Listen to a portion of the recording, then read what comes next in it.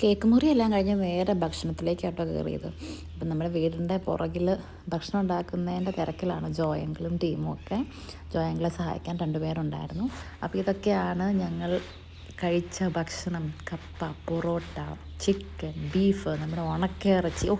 സ്പെഷ്യലോട് സ്പെഷ്യലായിരുന്നു കേട്ടോ. എല്ലാവരും ഇരുന്ന് വയറ് നിറയെ കഴിച്ചു. പിള്ളേർ അതിൻ്റെ ഇടയിലിരുന്ന് കളിക്കുന്നുണ്ടായിരുന്നു. അടിപൊളി, സൂപ്പർ. ഇങ്ങനെ മനസ്സ് നിറഞ്ഞ് കഴിക്കാമെന്നൊക്കെ പറയില്ലേ. അപ്പോൾ ഇതാട്ടോ ചേച്ചാൻ്റിയുടെ വീട്. ചേച്ചാൻ്റിയുടെ വീടിൻ്റെ മുമ്പിൽ ഇങ്ങനെ സ്ഥലമുണ്ട്. അവിടെ പാടമൊക്കെയാണ്, നെൽകൃഷിയൊക്കെ നടത്താറുണ്ട്. അതിൻ്റെ ബാക്കി വന്ന് വൈക്കോലൊക്കെ വെച്ചാട്ടോ ഞങ്ങൾ തീ കത്തിച്ചത്. അപ്പോൾ ഇത് കണ്ടാൽ തോന്നും ചെറിയ ആൽക്കഹോളിൻ്റെ മയം ഉണ്ടായിരുന്നു. ഒന്നുമില്ല കേട്ടോ, നോ ആൽക്കഹോൾ ഒട്ടും ഉണ്ടായിരുന്നില്ല. പിറ്റേ ദിവസമായി ഞങ്ങൾ രാവിലെ പുറപ്പെട്ടു. തലേന്നത്തെ ഭക്ഷണത്തിൻ്റെ ബാക്കിയൊക്കെ ആട്ടോ ഞങ്ങൾ ബ്രേക്ക്ഫാസ്റ്റ് ആയിട്ട് കഴിച്ചത്. കൂടുതലായിട്ട് ചേച്ചാൻ്റിനെ ഒന്നും ബുദ്ധിമുട്ടിക്കാൻ നിന്നില്ല. കഴിച്ച് ഞങ്ങൾ നേരെ പുറപ്പെടുകയാണ് ചെയ്തത്. എല്ലാവരും അങ്ങോട്ടും ഇങ്ങോട്ടും യാത്ര പറച്ചിലായിരുന്നു. ഇനി എപ്പോഴാണ് കാണുക എന്നുള്ളത് ഞങ്ങൾക്ക് ആർക്കും അറിഞ്ഞുകൂടാ കേട്ടോ. കാരണം മാളക്കുട്ടിയെ കുറേ നാൾക്ക് ശേഷമാണ് കാണുന്നത്. ചിലപ്പോൾ ചില പരിപാടിക്ക് ഞങ്ങൾക്ക് അങ്ങോട്ട് പോകാൻ പറ്റത്തുണ്ടാവുകയില്ല, അവർക്ക് ഇങ്ങോട്ട് വരാൻ പറ്റത്തുണ്ടാവുകയില്ല. അങ്ങനെയൊക്കെയാണ്.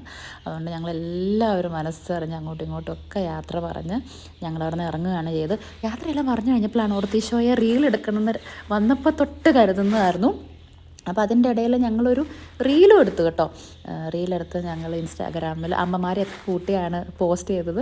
അപ്പം ഇൻസ്റ്റാഗ്രാമിൽ നോക്കിയാൽ നിങ്ങൾക്ക് ആ റീല് കാണാവേ. അങ്ങനെ ഞങ്ങൾ അവിടെ നിന്ന് യാത്ര തിരിച്ചത് നേരെ നമ്മുടെ കാസർഗോഡുള്ള ഞങ്ങളുടെ എസ്റ്റേറ്റിലേക്കാണ് ഞങ്ങൾ യാത്ര തിരിച്ചത്. ഇങ്ങനെ വരുമ്പോഴാണല്ലോ ഞങ്ങൾക്ക് എസ്റ്റേറ്റൊക്കെ ഒന്ന് കാണാൻ പറ്റുക. അങ്ങനെ ഞങ്ങളെല്ലാവരും അവിടെ നിന്ന് നേരെ എസ്റ്റേറ്റിലേക്ക് യാത്ര തിരിച്ചു. ഇനി അങ്ങോട്ട് നമ്മുടെ എസ്റ്റേറ്റിൻ്റെ ചെറിയ ചെറിയ വിശേഷങ്ങളാട്ടോ കാണാൻ പോകുന്നത്. അങ്ങനെ ഞങ്ങൾ യാത്രയെല്ലാം പറഞ്ഞ് അവിടെ നിന്ന് തിരിച്ചു.